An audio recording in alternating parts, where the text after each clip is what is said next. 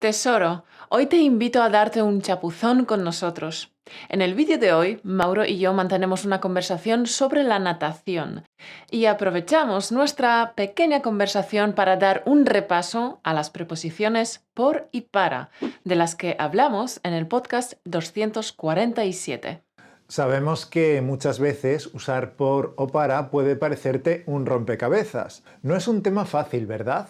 Por tanto, te recomendamos que escuches atentamente nuestra conversación y que observes cómo se comportan por y para en el contexto natural. De esta manera, afianzarás en tu subconsciente el uso correcto de estas preposiciones. Además, hacia el final del vídeo, te revelamos nuestros planes para los próximos meses. Nos embarcamos en un nuevo proyecto, pero te lo revelaremos hacia el final de este vídeo. Venga, comenzamos.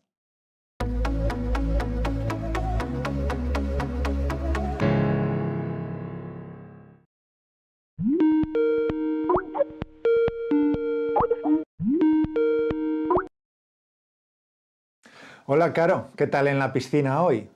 ¿Qué te ha parecido la clase de natación? Hola, pues bien, creo.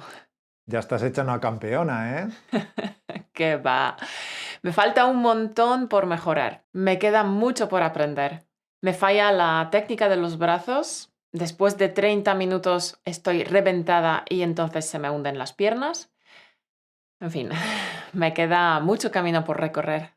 Buah, y a mí también me falta un montón para nadar súper bien, pero el camino que has recorrido durante los últimos 2 meses es impresionante.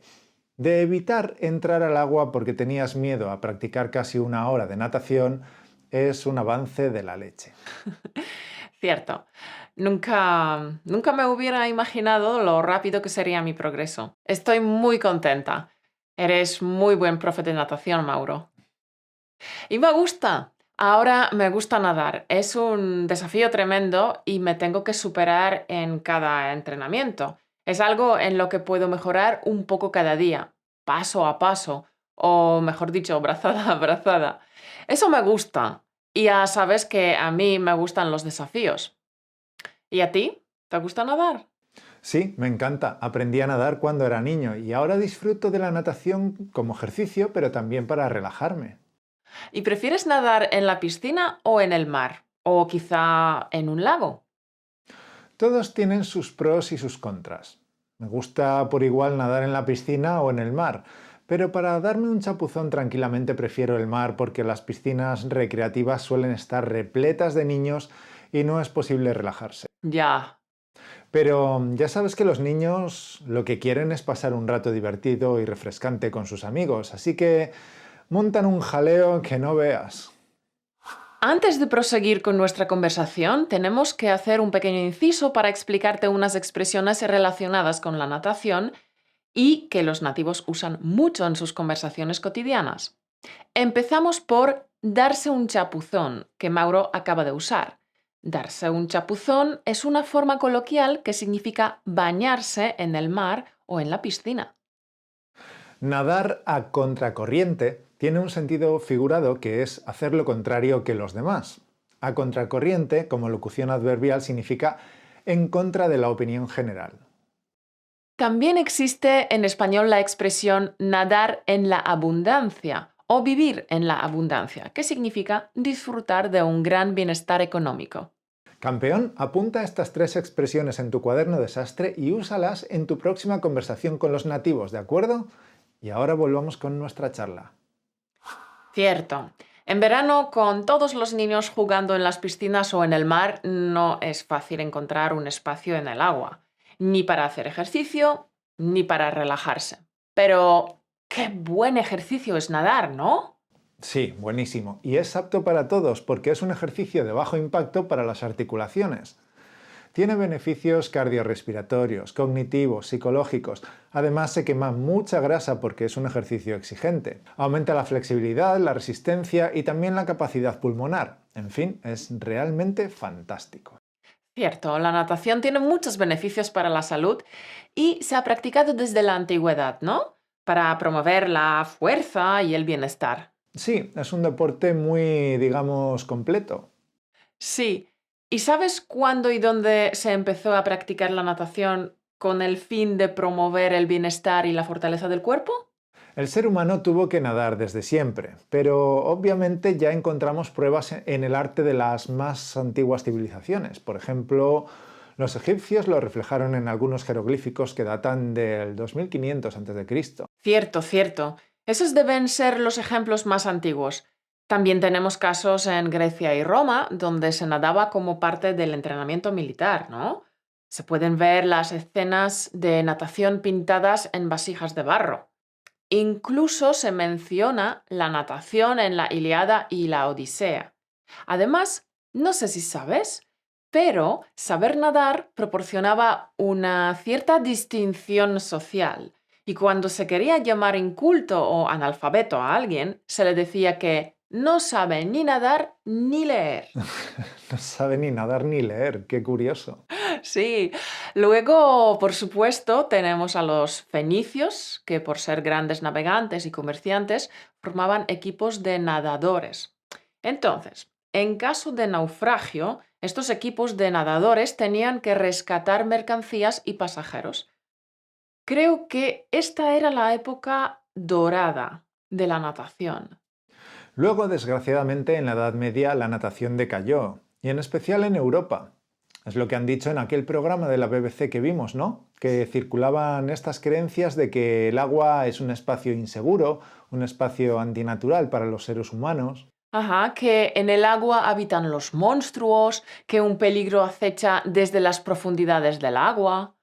Sí, el agua además es un mecanismo de castigo de Dios, como la historia del gran diluvio o la destrucción del ejército del faraón en el Mar Rojo. Sí, sí, esto por un lado, pero por otro lado, nadar se consideraba inmodesto, provocador o demasiado sugestivo y seductor. Ya, ya. Porque hay que decir que en la antigüedad la gente nadaba desnuda. Por lo tanto, los patriarcas de la Iglesia desaconsejaban la natación porque consideraban que conducía a un comportamiento demasiado libidinoso. Como consecuencia, en Europa no estaba bien visto nadar hasta el siglo XIX, que son muchos siglos, ¿eh? Ya, es cierto, pasa mucho tiempo antes de que la natación vuelva a practicarse como deporte. Y como siempre, la pionera es la Gran Bretaña. Y en España, ¿a que no adivinas dónde se fundó el primer club de natación? ¿Es una pregunta trampa? No, para nada. Vale, pues ¿en Barcelona? Bien, has acertado. Ya, es que en Barcelona la gente está enganchada al deporte. Sí, hay mucha cultura deportiva en Cataluña. Oye, aprovechando que Caro está aprendiendo a nadar y que hemos adquirido bastante material de natación, te vamos a enseñar el vocabulario relacionado con este tema. Lo básico cuando vas a empezar a nadar es tener un bañador. Si es de 2 piezas, para las mujeres se llama bikini. También necesitas unas chanclas y un gorro. Ojo, es un gorro masculino, porque una gorra femenino es la que tiene una visera sobre los ojos, como las que se usan en el béisbol. Y los gorros de natación suelen ser de silicona, látex o poliéster. Bien, una vez que ya estás vestido adecuadamente, tienes la opción de usar material adicional. Seguramente querrás una toalla para poder secarte. Y si vas a algún centro deportivo que no tiene acceso directo desde el vestuario a la piscina, querrás un albornoz para moverte por los pasillos comunes. Un albornoz es como una bata, pero hecho con tela de toalla. También querrás unas gafas para nadar, con una goma elástica que se ajusta a la cabeza. Aparte de las gafas, a mí también me gusta usar tapones para los oídos, que son diferentes de los tapones para dormir. Los tapones para nadar no dejan que el agua entre en el oído. Taponan el oído. El verbo es taponar y significa cerrar un orificio con un tapón. Luego tenemos la tabla. ¿Para qué sirve la tabla? La tabla sirve para ayudar al alumno a mantenerse a flote, es decir, mantenerse sobre la superficie del agua. Con una tabla se pueden hacer muchos ejercicios. También tenemos las aletas. Usar las aletas aporta muchos beneficios, como por ejemplo mejorar la flexibilidad de los tobillos. Con aletas se nada mucho más rápido, por tanto, uno se cansa menos. Además, las aletas sirven para robustecer los músculos principales de las piernas y para colocar el cuerpo en una mejor posición hidrodinámica.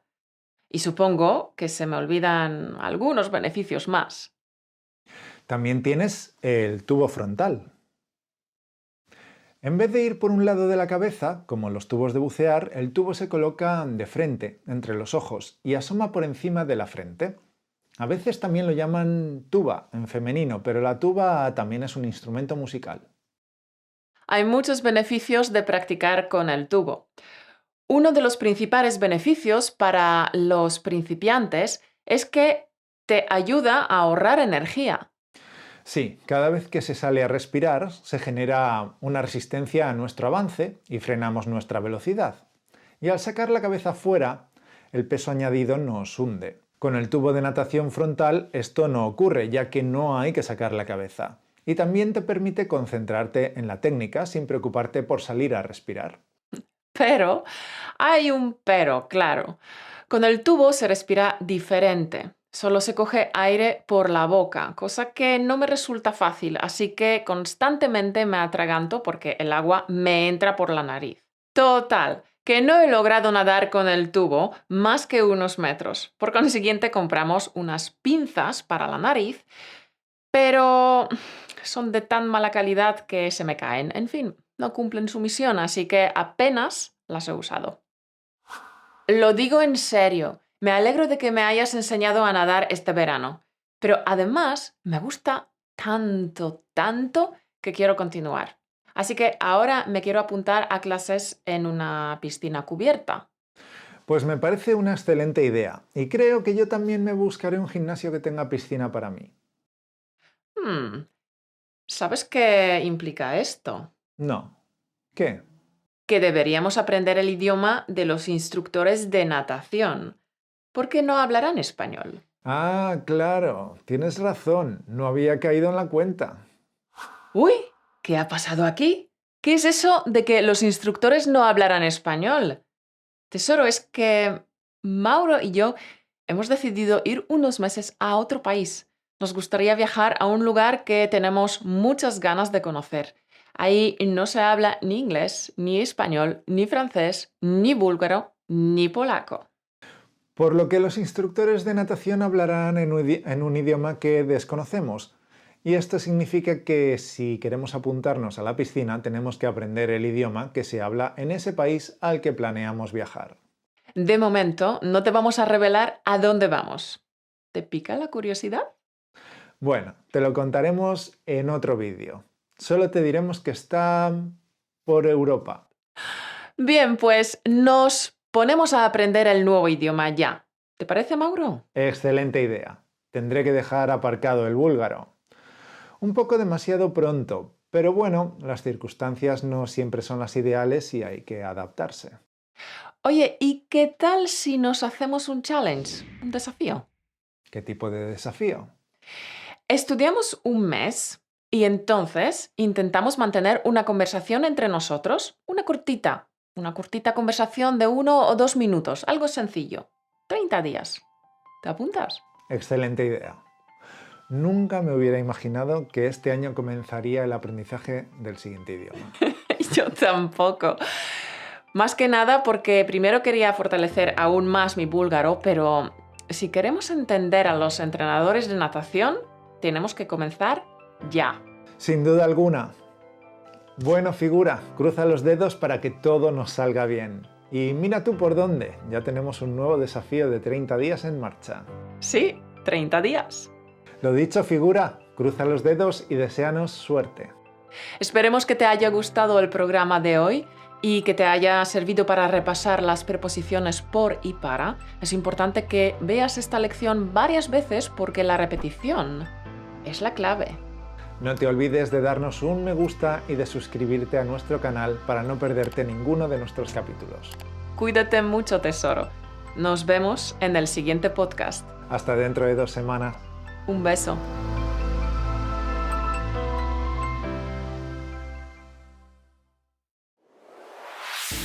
Gracias por escucharnos. Únete a la conversación en españolautomático.com o busca Español Automático en iTunes.